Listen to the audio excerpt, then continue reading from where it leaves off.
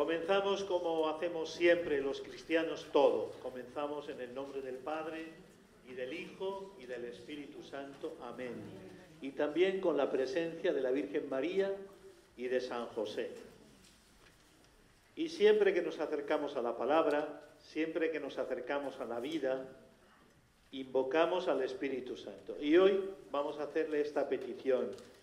Normalmente le decimos, ven Espíritu Santo, pero hoy le vamos a hacer esta petición que nos parece que va mucho con la palabra que vamos a escuchar. Le decimos todos al Espíritu, Espíritu Santo, haznos descubrir tu presencia en nosotros. En realidad, Él ya está. Los que tenemos que ir a la presencia somos nosotros. Dejar la ausencia y entrar en la presencia. No vivir en los arrabales de la vida, sino vivir en el corazón de la vida. Por eso, haznos descubrir tu presencia en medio de nosotros, Espíritu Santo. Bueno, y como motivación para la lección divina de esta tarde, hemos puesto dos frases distintas, pero muy importantes. La primera es de San Pablo en la carta a los Corintios. Y dice, ¿no sabéis que sois templo de Dios y que el Espíritu Santo habita en vosotros? ¿No lo sabéis? Decía él a los Corintios. Y mira que han pasado siglos, pero siguen siendo actuales estas palabras. ¿No lo sabéis? ¿No sabéis que sois templo de Dios? Templo de Dios. ¡Qué maravilla! Y que el Espíritu Santo habita en vosotros. ¿No sabéis esto? Pues eso es lo que somos. Por eso San Pablo nos invita a no vivir en la ignorancia del misterio de gracia, de belleza y de dignidad que llevamos dentro. Santa Teresa, en un texto también precioso, añadirá a este y que el Espíritu de Dios habita en vosotros, dirá, y el Espíritu Santo te ama. Todavía más bonito, habita en nosotros amándonos. El Espíritu Santo te ama. Recordar esto es fuente de consuelo frente a todo aquello que nos saca de nosotros mismos y nos hace vivir en la perturbación. Bueno, este es el primer texto que nos ayuda a entrar en la lección de esta tarde. Pero el segundo es un texto de Kafka. Kafka es un escritor judío muy famoso que escribió, entre otras cosas, El Castillo de Kafka. Así como Santa Teresa escribió El Castillo o Las Moradas, Kafka escribió El Castillo. Y si habéis leído este libro, descubriréis cómo, según va adentrándose uno en el castillo, cada vez va sintiendo más angustia, como si quedara enredado, más angustia y más oscuridad y más tristeza. A diferencia del castillo interior de Santa Teresa, donde, según entra uno dentro, va descubriendo más la luz, porque el centro no es un lugar oscuro, sino un lugar lleno de luz, un palacio de cristal, un jardín regado. Bueno, pues este Kafka escribió este texto sorprendente, que tiene mucho que ver con el Evangelio de hoy. Un texto que dice, Jesucristo es un abismo de luz. No olvidéis que él era judío. Jesucristo es un abismo de luz y hay que taparse los ojos para no caer en él. Tremenda esta frase, ¿verdad? O sea, reconocer, ver que Jesús es luz y sin embargo se tapa uno los ojos para no caer en ese abismo de luz. Una frase fuerte, que indica cómo algunas veces, aun viendo y descubriendo la luz, nos tapamos los ojos y preferimos vivir de otra manera. Bueno, vamos ahora a leer el texto de Juan 2, 13, 15. Quizás os sorprenda, hemos dicho que este año íbamos a leer ¿qué evangelio? ¿Recordáis? El Evangelio de Marcos, pero aquí la Iglesia también tiene libertad para cambiar. Y aquí ha cambiado, en vez de leer el texto que habla de este asunto en el Evangelio de Marcos, vamos a leer este texto de la expulsión de los mercaderes y cambistas. La vamos a leer en el Evangelio de San Juan, por una razón que después diremos. Bueno, por eso leemos en el Evangelio de San Juan. Leemos todos despacito este texto, o bien fijándonos en la pantalla o bien en las hojas. Quizás mejor en la pantalla, que la letra es más grande. Se acercaba la Pascua de los judíos y Jesús subió a Jerusalén y encontró en el templo a los vendedores de bueyes, ovejas y palomas, y a los cambistas sentados, y haciendo un azote de cordeles, los echó a todos del templo, ovejas y bueyes, y a los cambistas les esparció las monedas y les volcó las mesas. Y a los que vendían palomas les dijo: quitad esto de aquí, no convirtáis en un mercado la casa de mi Padre. Sus discípulos se acordaron de lo que está escrito: el celo de tu casa me devora. Entonces intervinieron los judíos y le preguntaron: ¿qué signos nos muestras para obrar así? Jesús contestó: destruid este templo y en 3 días lo levantaré. Los judíos replicaron: 46 años ha costado construir este templo y tú lo vas a levantar en 3 días. Pero él hablaba del templo de su cuerpo. Y cuando resucitó de entre los muertos, los discípulos se acordaron de que lo había dicho y creyeron a la Escritura y a la palabra que había dicho Jesús. Mientras estaba en Jerusalén por las fiestas de Pascua, muchos creyeron en su nombre, viendo los signos que hacía, pero Jesús no se confiaba a ellos, porque los conocía a todos y no necesitaba el testimonio de nadie sobre un hombre, porque él sabía lo que hay dentro de cada hombre. Bueno, ¿qué os parece este evangelio? También extraordinario, ¿verdad? Lleno de vida. Bueno, bien, entonces, para entrar en el texto, como ya hicimos el otro día, nos acercamos al contexto. Fijaos, este texto es de Juan, capítulo 2. Por tanto, está empezando el Evangelio de San Juan. Empezando. Y antes de este texto, tiene lugar un texto precioso, que es el texto de las bodas de Caná. Ya conocéis la escena.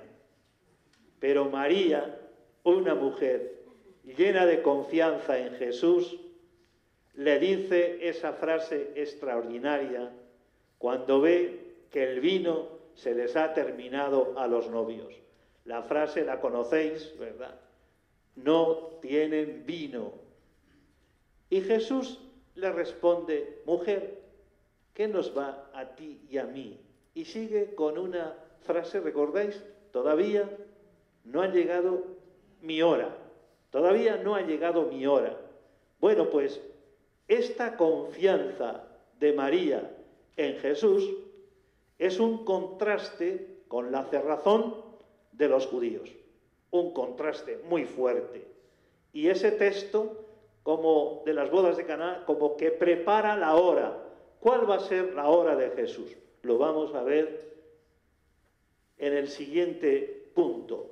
La hora de Jesús, la hora que Él ha escogido, movido por el Espíritu para actuar, para presentarse, es la Pascua.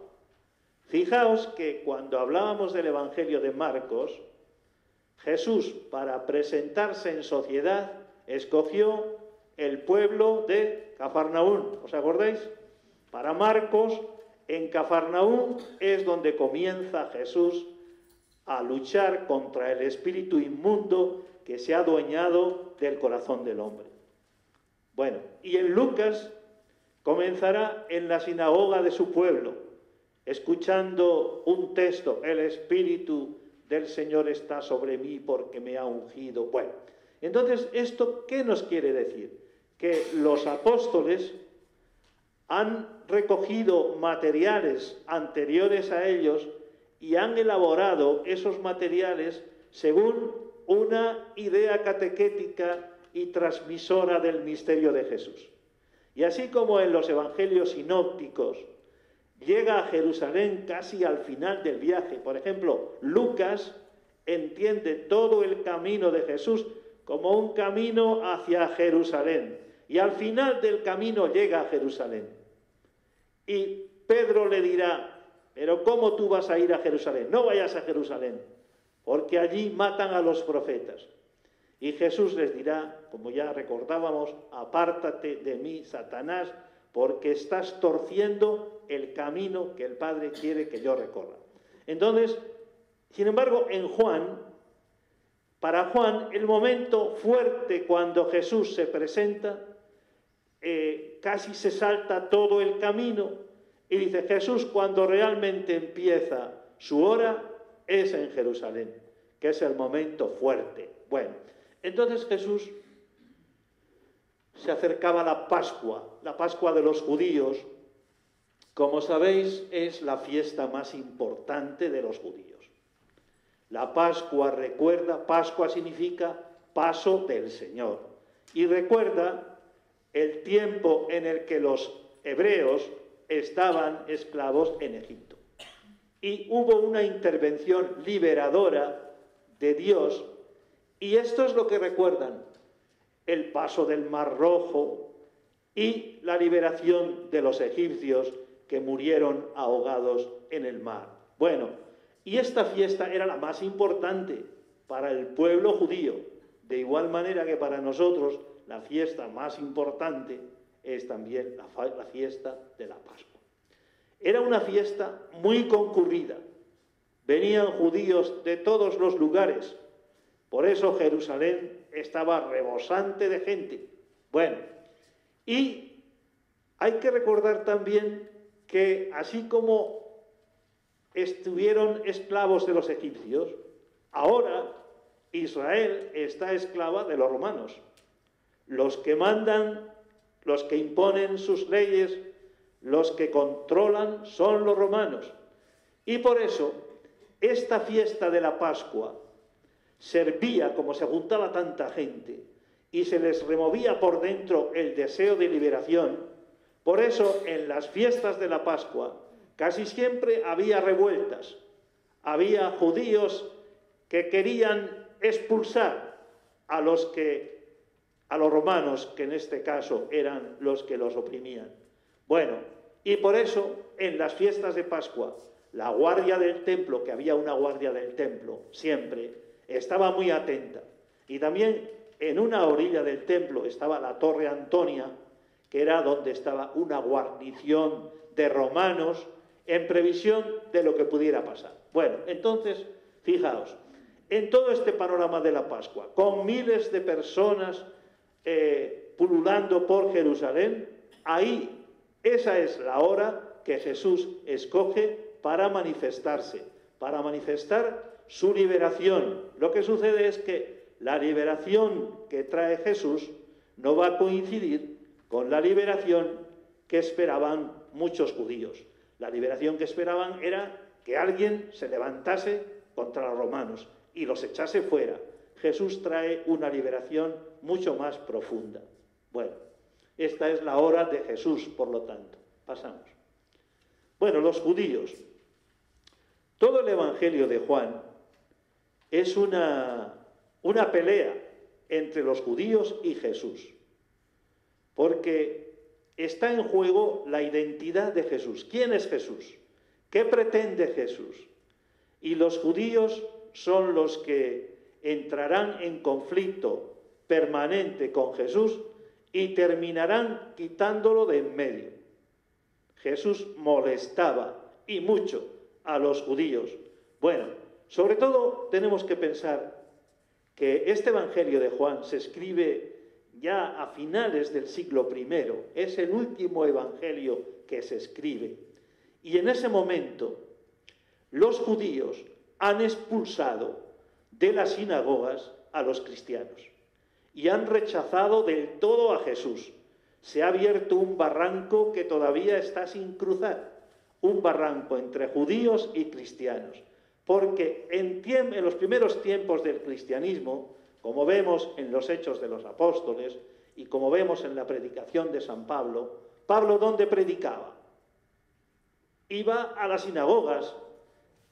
Todavía los cristianos iban a las sinagogas y seguían rezando y algunos se circuncidaban, pero cuando se escribe este Evangelio ya hay una ruptura total. Por eso los judíos son los que rechazan a Jesús. Y de alguna manera en el Evangelio de Juan, los judíos son los que, aun sin pertenecer a la raza judía, son los que rechazan a Jesús. Por eso, si os habéis fijado en las esculturas o en las obras de arte de nuestras catedrales e iglesias, a los judíos se les representa con una cara feísima, ¿verdad? Porque los judíos son los malos, los que han matado a Jesús. Bueno, entonces así aparece aquí el tema de los judíos. Vale.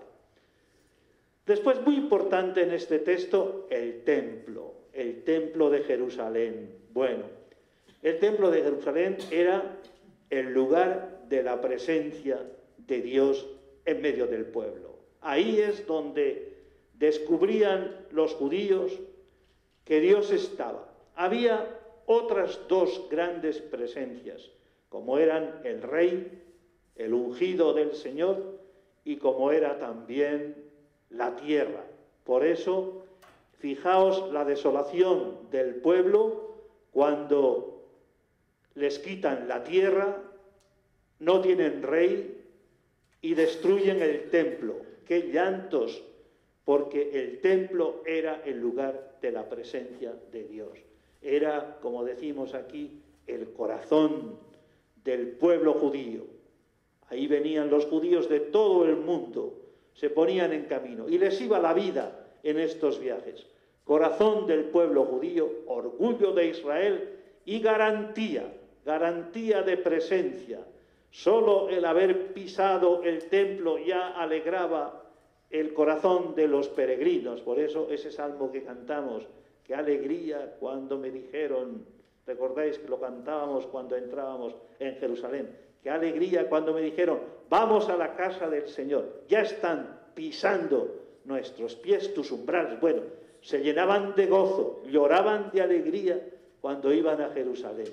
Bueno, el templo estaba muy relacionado con el culto y con la presencia de los sacerdotes que eran los que controlaban un poquito todo lo que se manejaba en el templo.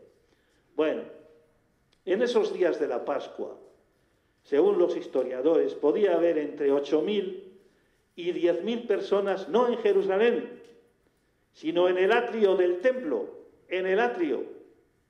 Fijaos qué abundancia de gente, ¿verdad? 8.000 o 10.000, entre 8.000 y 10.000 en el atrio. ¿Y ahí qué hacía la gente? Venían de todos los lugares y venían a ofrecer, a hacer las ofrendas. Unos ofrecían animales, ya hemos dicho, bueyes, ovejas, y los más pobres ofrecían palomas. Bueno, entonces ofrecían animales para el sacrificio, pero como había un control para ver qué animales eran buenos o aptos para el sacrificio o qué animales no, lo que mucha gente hacía era, pues compramos los animales en el mismo templo y como estos están garantizados porque nos los venden los mismos sacerdotes, pues eso es garantía de que no nos los van a rechazar. Porque mira que si traemos un buey desde no sé dónde y nos lo rechazan, bueno, entonces allí había mercaderes de bueyes, de ovejas, para vender a los peregrinos. Y los más pobres, 2 palomas. Pero también era el lugar donde entregaban las monedas. ¿Y qué pasaba? Que en el templo solo se podían entregar monedas del templo. Pero como los judíos venían de todo el mundo, pues traía cada uno su moneda. Entonces, ¿qué hacían allí los cambistas? Pues cambiaban moneda. En realidad, no nada del otro mundo, porque hoy lo vemos también, que cuando vas a un país, pues tienes que cambiar la moneda, porque tu moneda vale para tu país, pero no vale para ese país. Bueno, por lo mismo, cambiaban las monedas en monedas acuñadas en el templo. Y estas eran las monedas que echaban en el cepillo del templo. Acordaos que algunos, ¿verdad?, echaban monedas que sonaban fuerte, porque eran monedas muy valiosas. Y una pobre viuda, ya recordáis lo que echó. Bueno, bien, entonces, de ahí el mercado y la presencia de cambistas. Estaba organizado de tal manera que no podía ser de otra manera, no podía ser de otro modo. Y todo estaba dentro del templo, porque si este cambio de monedas se hiciera fuera del templo y la venta de animales se hiciera fuera del templo, eran los romanos los que tenían jurisdicción sobre eso y serían los que se llevaran los impuestos. Pero dentro del templo todo quedaba en manos de los que manejaban el asunto. Vamos. Bueno, ¿qué hace Jesús cuando va ahí? Pues hace con unos cordeles, que seguramente estarían por el suelo, hace un azote, hace una especie de pequeño latiguillo, y con este azote de cordeles, pues, que es un símbolo, en realidad los profetas, si recordáis, siempre el Señor, Yahvé, les dice que hagan cosas un poco espectaculares, un poco que sorprenden. Por ejemplo, os voy a decir, al profeta Oseas le dice, vete a casarte con una mujer prostituta. Le dice, ¿por qué?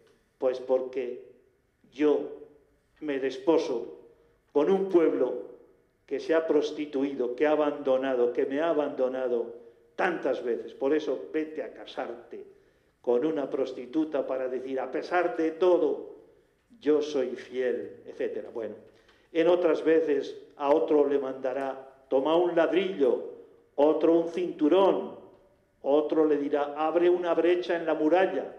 Y normalmente cuando un profeta hacía algo de esto, la gente decía, algo grande se cuece por aquí, algo grande. Bueno, pues Jesús, con un azote de cordeles, que es un símbolo mesiánico, ya habían dicho los profetas que para purificar el templo vendría el Mesías con un azote de cordeles. Bueno, ¿y qué le indigna a Jesús? ¿Qué le indigna a Jesús? Bueno, pues le indignan, yo creo que según el texto y los textos paralelos, dos cosas le indignan.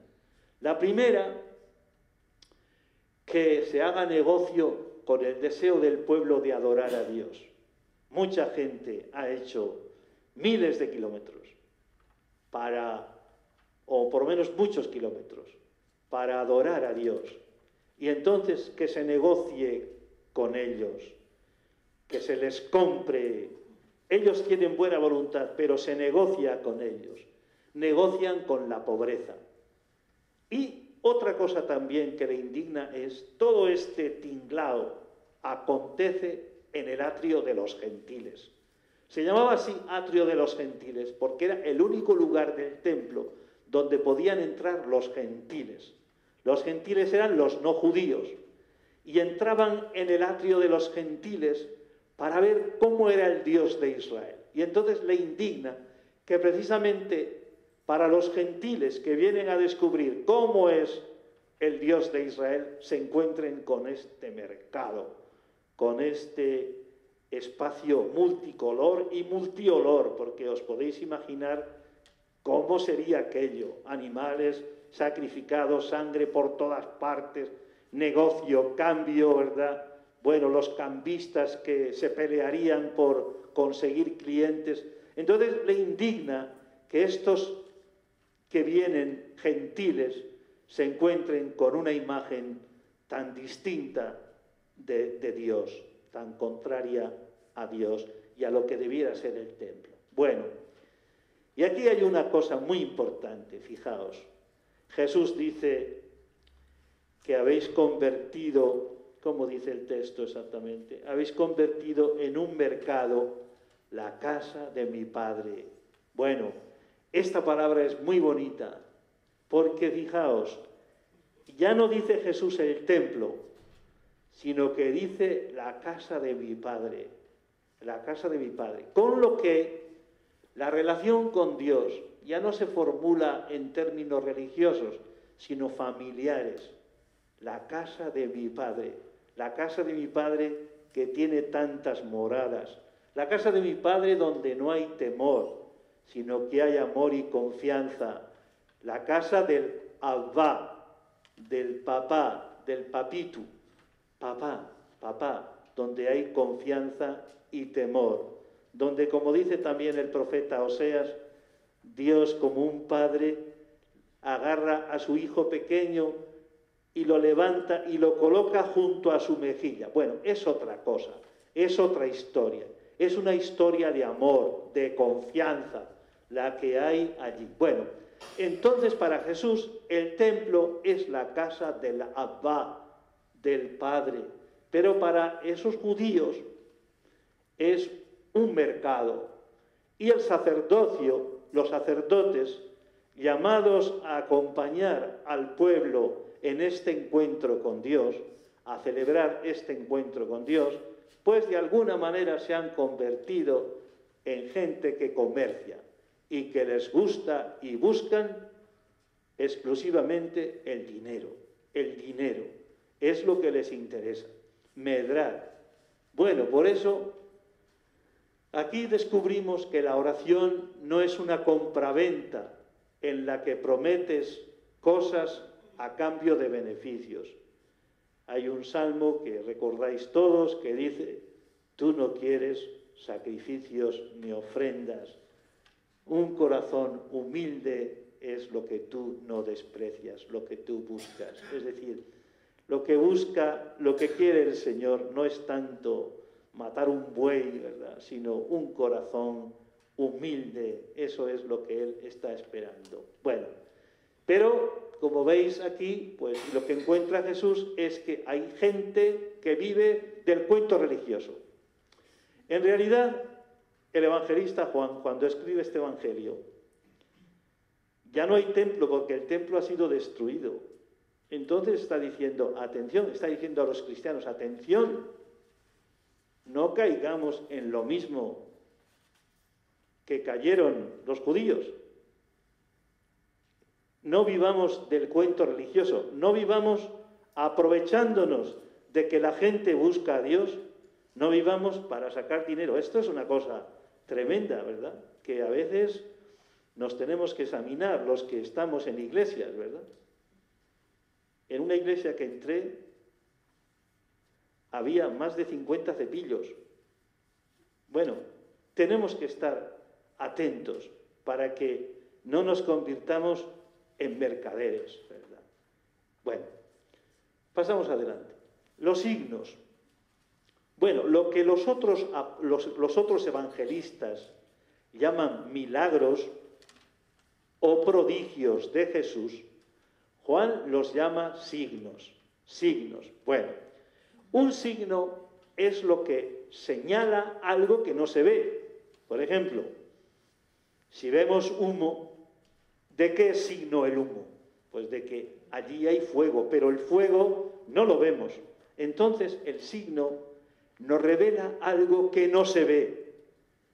Y es lo que tenemos que ver, no quedarnos en el signo, no quedarnos como aquel que señalaba con el dedo la luna y uno se quedaba mirando al dedo en vez de mirar la luna. Bueno, el signo siempre revela algo más. Bueno, ¿qué es lo que revelan los signos de Jesús? El signo que hace Jesús lo que revela es el misterio de Jesús, la identidad de Jesús, su muerte y resurrección. Es curioso que estos signos a unos les llevan a creer en Jesús y a otros les llevan a determinar eliminarlo porque molesta. Bueno, y molesta, ya hemos dicho por qué, porque les está quitando el negocio de lo que sacan tantos réditos. Bueno, y entonces, ¿cuál es la señal que dice Jesús? Cuando le dicen, después de que Jesús expulsa a los mercaderes y echa por el suelo las monedas y suelta, bueno, a los bueyes y a las ovejas, que se armaría allí buen revuelo también. Bueno, le preguntan, pero ¿qué autoridad, qué señales nos das para obrar de esta manera? Y entonces Jesús les dice esta frase, destruid este templo y en 3 días lo levantaré. En 3 días lo levantaré. ¿Por qué ha puesto la Iglesia este Evangelio de Juan en vez del Evangelio de Marcos? Porque el Evangelio de Marcos, cuando habla de esto, no recoge esta parte de la resurrección. Y en la Cuaresma, la Iglesia siempre nos invita a tener la mirada puesta en la resurrección, en la Pascua. Bueno, entonces dice Jesús, destruid este templo y en 3 días lo levantaré. Bueno, que está diciendo la resurrección. Y claro, los judíos no entienden esto. Pero ¿cómo tú vas a destruir este templo que se tardó 40 años en construir y lo vas a levantar en 3 días? Bueno, y se reían de él. Bueno, pero el evangelista dice, pero es que se estaba refiriendo al templo de su cuerpo. Estaba refiriéndose a su cuerpo. Bueno, entonces, ¿qué importa esto? Pues que Jesús es el nuevo templo.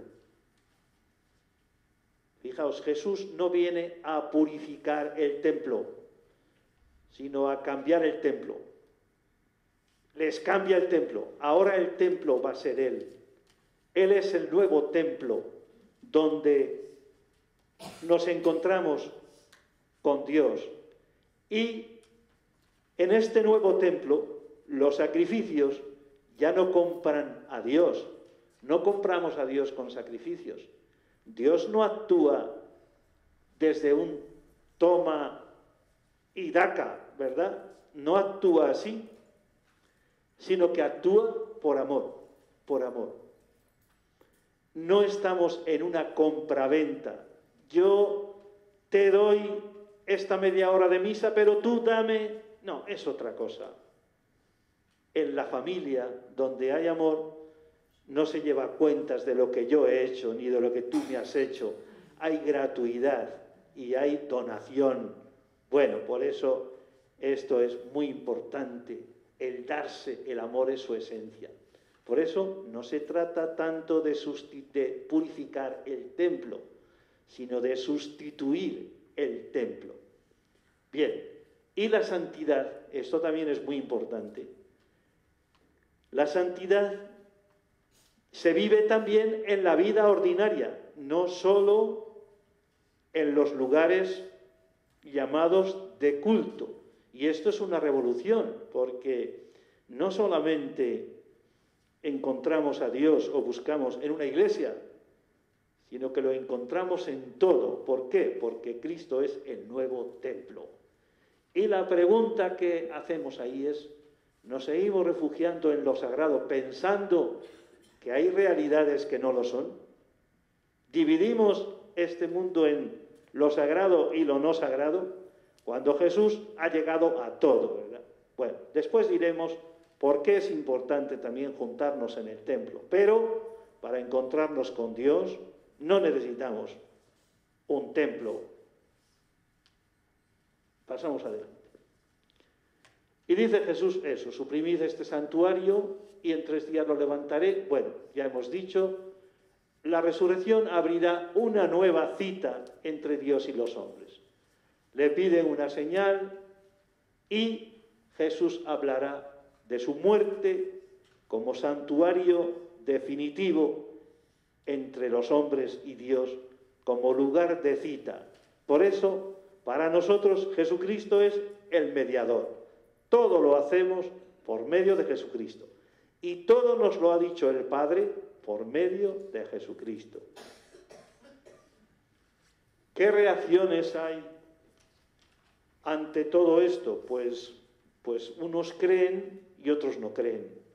En realidad siempre ha sido así. Las señales son para todos, pero unos las ven, las leen y otros no las leen. Los que las leen se unen a Jesús. Los que no las leen no solo se marchan diciendo no las entiendo, sino que quieren eliminar a aquel al que no entienden. Por eso esta fobia a Jesús que existe entonces y sigue existiendo ahora. Fobia a Jesús y fobia a los cristianos, cristianofobia. Fue un libro que escribió un teólogo de nuestra facultad, don Eloy Bueno. Entonces, termina este texto diciendo, Jesús sabe lo que hay en el interior de cada uno. Jesús sabe, porque para muchos judíos que estaban en Jerusalén, el hecho de que alguien haga este gesto que hizo Jesús, pues era como para aplaudirle, ¿verdad? Cuando tenían miedo de que los romanos y los guardias del templo cayesen sobre ellos, que alguien se atreva, esto le ocasionó que hubiera muchos que le aplaudieran a Jesús. Pero Jesús dice, estos aplausos me fío yo poco de ellos. Y dirá, yo sé lo que hay, Jesús sabe lo que hay en el interior de cada uno. Por eso Santa Teresa decía, pruébanos tú, Señor, que sabes las verdades para que nos conozcamos. Pruébanos tú. Bueno, muy bien. Entonces, templo sí, templo no. ¿Por qué nosotros nos seguimos reuniendo en las iglesias? Bueno, sabiendo que el templo, el nuevo templo es Jesús. Bueno, pues necesitamos hacer presente la dimensión comunitaria de nuestra fe. Para eso nos juntamos. La dimensión comunitaria de nuestra fe. Donde 2 o más se reúnen en mi nombre, allí estoy yo en medio de ellos. Pero no podemos olvidar que Jesús es el verdadero templo de encuentro con Dios y que las puertas de este templo siempre están abiertas para todos, de modo especial para los pequeños y para los pobres. Por eso una iglesia donde no entran los pobres, dirá el Papa Francisco, malo. Malo porque algo está impidiéndoles entrar. Aunque a nosotros nos parezca que todo lo hacemos bien, si no entran los pobres, bueno, seguramente que cuando Jesús hizo esto, los que más se alegraron fueron los pequeños, los pobres. Bueno. Y también 2 pasos más de esta reflexión. No solo Jesús es el templo nuevo, sino que cada uno de nosotros, como nos decía San Pablo, cada uno de nosotros somos templos vivos del Espíritu. Tenemos una interioridad habitada. Y esto me parece que es una tarea siempre pendiente para nosotros en la que podemos crecer. Porque muchas veces nos miramos, pero no habitados por una presencia. Esto es lo que más nos embellece, la presencia que nos habita. Y ahí se manifiesta Dios en cada uno de nosotros, que somos templos de Dios, imágenes de Dios, moradas de Dios. Y otra cosa también como consecuencia muy importante, y es que cada persona es tienda de encuentro. Lo de tienda se refiere a, ¿recordáis?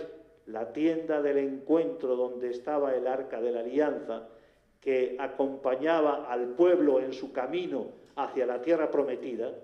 la tienda del encuentro. Cada persona es tienda del encuentro, posibilidad de un encuentro con Dios. Entonces, fijaos qué tremendo es esto, porque aunque a veces nos separamos mucho unos de otros pensando que somos distintos, nos une que todos somos tienda de encuentro. Por eso cuando profundizamos en la interioridad, descubrimos que nada humano nos es ajeno y que ninguna persona nos es ajena.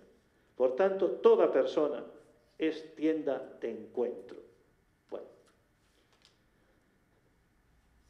Bien, después de esto, después de esta reflexión sobre qué dice el texto, pasamos a la contemplación, a la meditación. ¿Qué me dice a mí el texto? ¿Cómo me habla este texto a mí? ¿Cómo acerco este texto a mi vida concreta?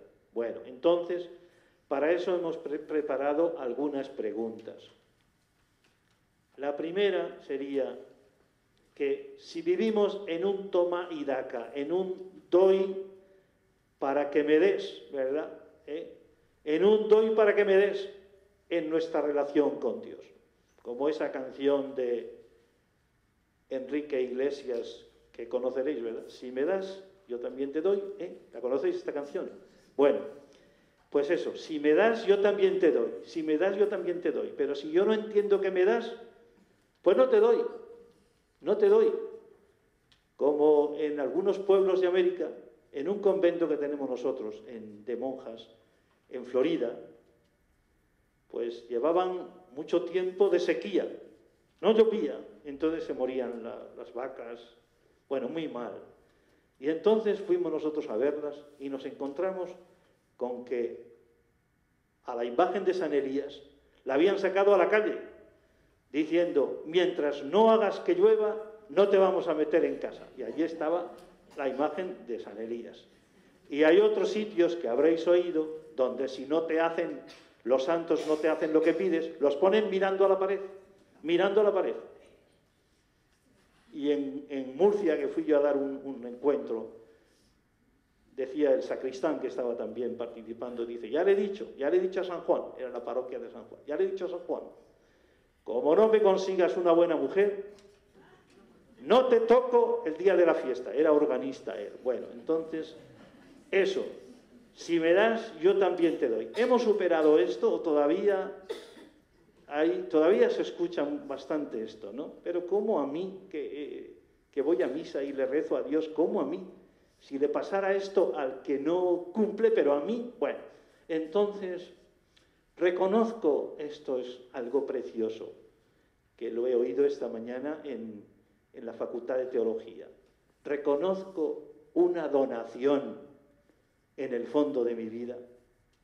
Reconozco que en el fondo de mi vida hay una donación. Alguien me ha amado gratuitamente y me ama gratuitamente. Una donación. Hemos nacido y nacemos cada día del don. Qué bonito esto. Segundo, acojo los signos de amor providente que Dios me ofrece cada día. ¿Os habéis fijado que los santos que son limpios con la limpieza de María, creyentes, ven señales por todas partes? Santa Teresa veía señales de providencia por todas partes, ¿verdad? No tenían nada para comer y de repente, pues aparecía. No sabían cómo manejarse en Toledo y aparece un muchacho que las otras monjas decían, pero este muchacho nos va a guiar por Toledo para encontrar casa. Bueno, entonces los santos son los que ven señales. Y estos somos también nosotros, los que vemos señales. ¿Y quién es Jesús para mí? Soy consciente de que solo Él y por medio de Él es posible encontrar a Dios. ¿Realmente Jesús es el centro de nuestra vida? Según la acción de Jesús en este pasaje, ¿qué implica para ti, para mí, ser templos vivos de Cristo? ¿Qué implica esto? ¿Qué limpieza? Fuera de todo comercio, qué limpieza y transparencia, qué silencio, el silencio que hablaremos después del silencio. El silencio. ¿Qué silencio? Bueno. Y también, ¿qué hace crecer en mí, en nosotros, esta palabra? ¿Qué hace crecer? Claro, tendríamos que responder, ¿verdad? ¿Qué hace crecer en mí? ¿A qué me invita esta palabra? Y finalmente, ¿en qué sentido esta palabra que hemos escuchado es buena noticia para mí? Bueno, pues aquí dejamos estas preguntas, ¿verdad? Para que cada una de vosotras y de vosotros recojáis la pregunta que más os toque el corazón. Y pasamos a la oración. ¿Qué le digo yo a Dios en esta tarde? Bueno, y entonces que alguien que quiera leer se acerque aquí para leer esta oración y así yo descanso un poquito. Espíritu Santo, que me habitas y haces de mi cuerpo tu templo santo, Maestro interior, que iluminas mi mente y eres una lámpara que pone luz a mis pasos. Ayúdame a comprender los gestos y las palabras de Jesús. Ayúdame a creer en Él con fe viva y verdadera. Ayúdame a dejarme desinstalar por su voz profética y a dejarme convertir por sus signos de gracia. Espíritu Santo, tú que eras fuego en sus entrañas y pasión por las cosas del Padre, contágiame de su mismo celo por el reino de Dios y purifica en mí todo culto vacío, falta de amor, de justicia y de misericordia. Espíritu Santo, enséñame a adorar al Padre en espíritu y en verdad. Condúceme a Jesús, templo, casa del Padre, donde encuentro la verdad que es el mismo y de donde dinama la verdad. Bueno, y como contemplación hemos escogido un texto de Santa Isabel de la Trinidad, que tiene mucho que ver con este Evangelio del que estamos haciendo lección divina. Fijaos qué maravilla lo que esta mujer escribe en una de sus cartas. Creo que he encontrado mi cielo en la tierra, pues el cielo es Dios y Dios es mi alma.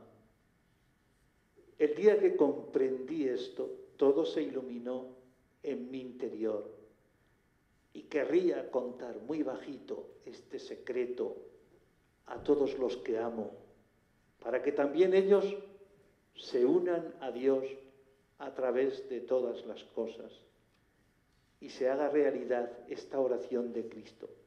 Padre, que sean completamente uno. La inhabitación trinitaria dentro de cada uno de nosotros. Una experiencia que podemos contemplar. Y como acción, tres cosas.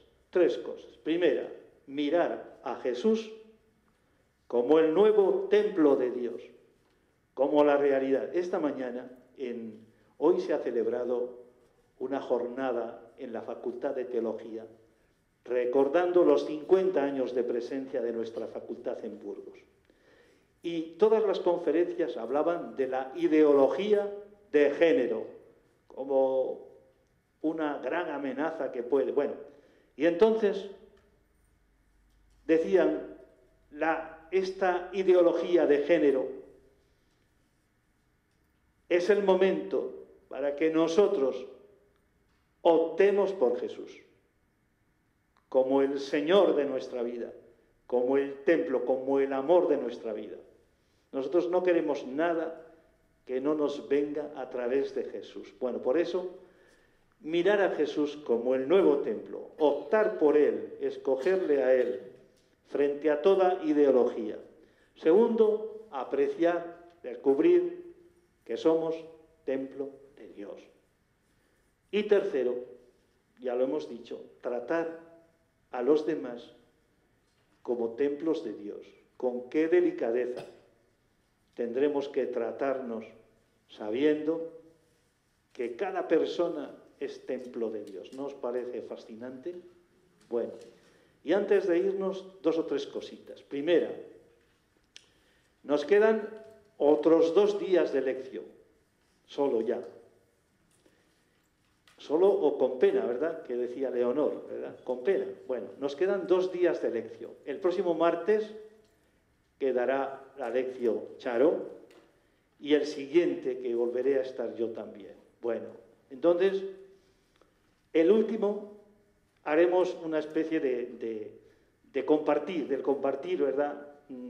Como hicimos una vez, para que quien lo desee pueda compartir algo para los gastos que genera esto, ¿verdad? Las hojas, bueno, estas cosas.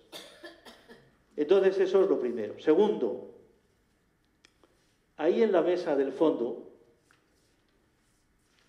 os anunciamos con unas hojas blancas una conferencia que hemos preparado los que formamos la comisión del año jubilar teresiano, en el que hay pues teresianas, carmelitas misioneras, carmelitas Teresas de San José, laicos, carmelitas descalzos. Bueno, hay una comisión que se encarga del jubileo teresiano. Sabéis que se celebra jubileo teresiano porque Santa Teresa cae en domingo. Bueno, sobre todo en Alba y en Ávila.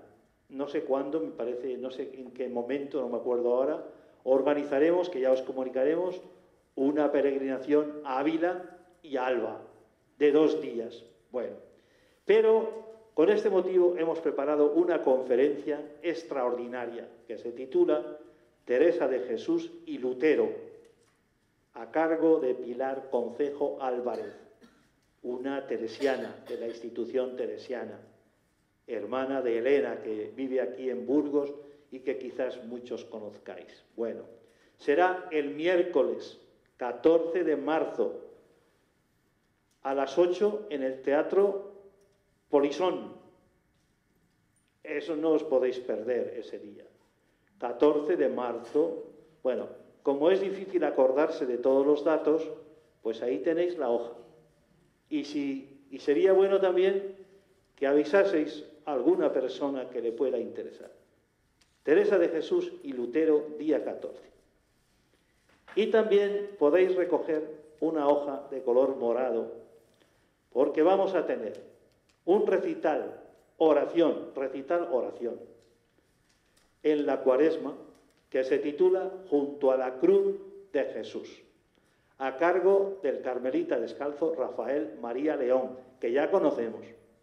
Bueno, y eso será el 16 de marzo, 2 días después de lo de la conferencia, aquí en el salón. Es un viernes a las 8 de la tarde, no podemos faltar, para gozar con las canciones de Rafael León. Entonces, junto a la cruz de Jesús, no olvidéis llevar esto. Y el próximo día os comunicaremos ya la semana de espiritualidad, la última semana antes del Domingo de Ramos. Esa semana, pues celebramos tradicionalmente una semana de espiritualidad. Entonces os daremos la propaganda el próximo día. Y con esto, pues que paséis una buena noche y que os haya sido fecunda la lección divina de esta tarde. Gracias.